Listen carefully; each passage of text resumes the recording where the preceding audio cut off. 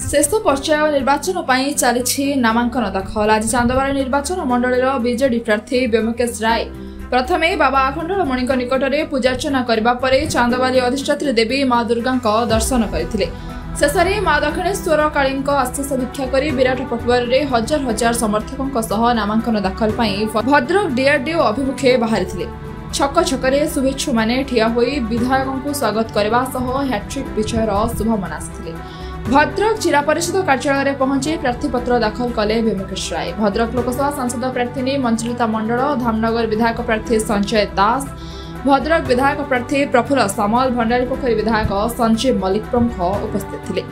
अक्षय तृतीया अवसर में नामांकन पत्र दाखल करी मो सहित पाखापाखि 12 ରୁ 15,000 समर्थक मैंने आसी नॉमिनेशन धन्यवाद देवी, कृतज्ञता ज्ञापन करी माननीय मुख्यमंत्री नवीन पट्टनायक महोदय को मत तृतीय थर चांदबाली विधायक भाव में लड़ाई सुजोग देते। आम चांदबाली को विगत 10 वर्ष भितर बहुत डेवलपमेंट काम करूँ, जहाँ जहाँ कमिटमेंट करूँ चांदबाली जो मौलिक समस्या थिला तार सब समाधान करूँ।